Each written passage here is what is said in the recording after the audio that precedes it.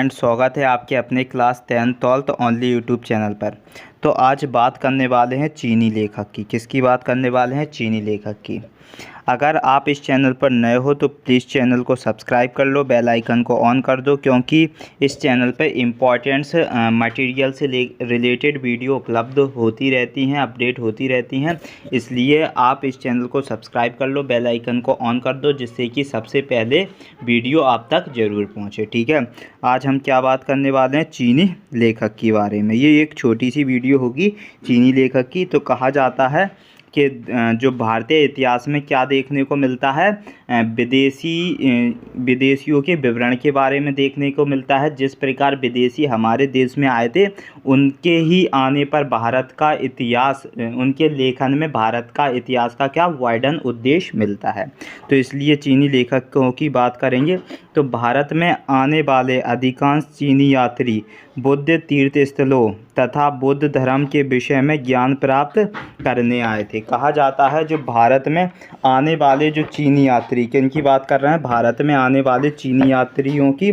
तो चीनी यात्री ज़्यादातर बुद्ध तीर्थ स्थानों, कहाँ पर? बुद्ध तीर्थ स्थानों और बुद्ध धर्म के विषय में ज्ञान प्राप्त करने आए थे, कहा जाता है। ठीक है, जिनमें से एक फ़ान है। कौन है? फ़ान की बात करेंगे। तो जो फ़ान था, किसके बारे में? फ़ान। यह चीनी यात्री गुप्त नरेश चंद्रगुप्त द्वितीय, जिसे विक्रमादित्य की उपाधि धारण किया था, कहा जाता है। चंद्रगुप्त जो द्वितीय है, इसे विक्रमादित्य कहा जाता है। ठीक है, इसका जो शासनकाल रहा है वो 375 से 415 ईसा के बीच में रहा है। किसका? चंद्रगुप्त द्वितीय के।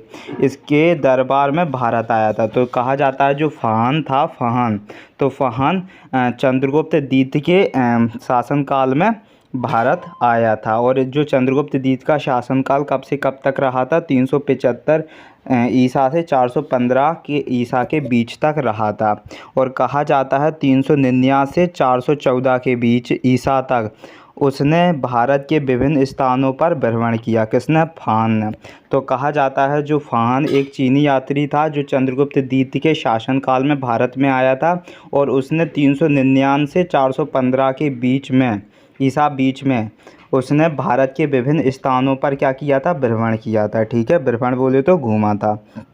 और कहा जाता है उसने जो गुप्तकालीन भारत की, कहा जाता है जो फ़ान ने गुप्तकालीन भारत की सामाजिक, धार्मिक, आर्थिक स्थिति का विवरण दिया है। तो जो फ़ान था, तो फ़ान एक लेखक था।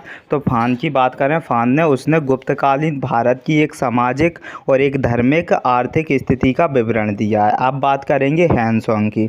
तो जो ह्वेनसांग था, तो ह्वेनसांग कन्नौज के जो शासक हर्षवर्धन का शासनकाल कब से कब तक रहा था? 606 ईसा से 647 ईसा के बीच तक हर्षवर्धन का शासनकाल रहा था। इस समय ह्वेनसांग भारत में आया था। ये 14 वर्ष तक विभिन्न स्थानों की यात्रा की। कहा जाता है ह्वेनसांग ने 14 वर्ष तक विभिन्न स्थानों की यात्रा की, और 6 वर्ष तक नालंदा विश्वविद्यालय में रहकर क्या की? शिक्षा प्राप्त की। 6 साल तक इसने नालंदा विश्वविद्यालय में रहकर क्या की? शिक्षा प्राप्त की। और उसका जो यात्रा, कहा जाता है उसका यात्रा विवरण सीयूकी नाम से प्रसिद्ध है। उसका जो यात्रा विवरण है वो सीयूकी नाम से प्रसिद्ध है, जो हर्षकालीन भारत की स्थिति जानने का एक महत्वपूर्ण स्रोत है। कहा जाता है जो ह्वेनसांग था, ह्वेनसांग कहा जाता है हर्षवर्धन के शासनकाल में आया था, और उसने 16 वर्षों तक क्या? विभिन्न स्थानों की यात्रा की थी, और 6 वर्ष तक नालंदा विश्वविद्यालय में रहकर शिक्षा प्राप्त की थी। किसने? ह्वेनसांग ने। ठीक है, ह्वेनसांग एक चीनी लेखक था। और इसके चीनी लेखक के विवरण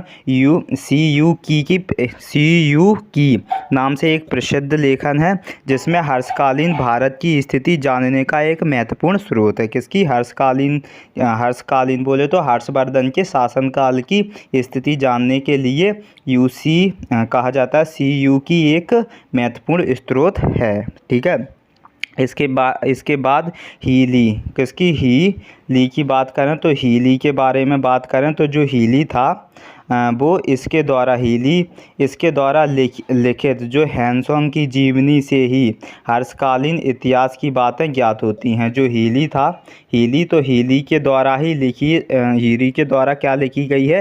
हेनसोंग की जीवनी। किसकी जीवनी लिखी गई है? हीली के द्वारा हेनसोंग की जीवनी लिखी गई है। और इसके ही द्वारा हम क्या पता लगा सकते हैं? हर्षवर्धन के शासन की जो इतिहास के बारे में बातें ज्ञात कर सकते हैं। तो कहा जाता है जो हीली था, तो हीली के द्वारा ही एक हेनसोंग की जीवनी लिखी गई है। और जीवनी के द्वारा हम हर्षकालीन इतिहास के बारे में ज्ञात कर सकते हैं। अब बात करेंगे चौथे नंबर के इत्सिंग की। चौथे नंबर पर कौन आया? इत्सिंग। तो इत्सिंग 7वीं शताब्दी के अंत में भारत आने वाले इस चीनी यात्री ने नालंदा तथा विक्रमशिला विश्वविद्यालय तथा अपने समय की भारत की स्थिति का वर्णन किया है। तो कहा जाता है इत्सिंग के बारे में, इत्सिंग 7वीं शताब्दी के अंत में भारत में आया था और ये एक चीनी यात्री है। कहा जाता है इसने नालंदा और विक्रमशिला विश्वविद्यालय, नालंदा तथा विक्रमशिला विश्वविद्यालय अपने समय की, इसके समय में नालंदा विक्रमशिला विश्वविद्यालय की अपने समय की भारत की स्थिति का वर्णन किया। किसने? इत्सिंग ने। और फिर 5वें नंबर पे मातवान लीन कहा जाता है। मातवान लीन, तो मातवान लीन 5वें नंबर का चीनी यात्री था। इसने हर्ष के पूर्वी अभियान का विवरण बताया है। किसने? हर्ष के पूर्वी अभियान का विवरण किसने बताया है? मातवान लीन ने। और 6वें नंबर का कौन आया था चीनी यात्री? चाओजू कुआ आया था। इसने चोल इतिहास का विवरण बताया है। इसने चोल इतिहास का क्या बताया है? विवरण बताया है। ठीक है, आपसे कभी पूछ लिया जाएगा कि जो चीनी लेखन के बारे में, तो चीनी लेखन भारत आने वाले अधिकांश चीनी यात्री किस लालच से आए थे भारत में, ये पूछ लिया जाता है।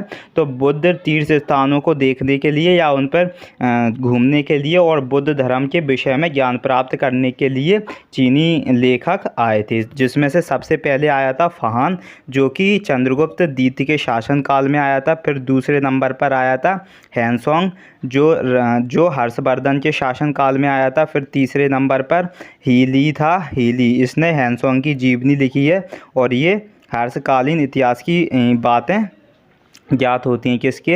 हेनसोंग की जीवनी में। फिर चौथे नंबर पे इत्सिंग आया था।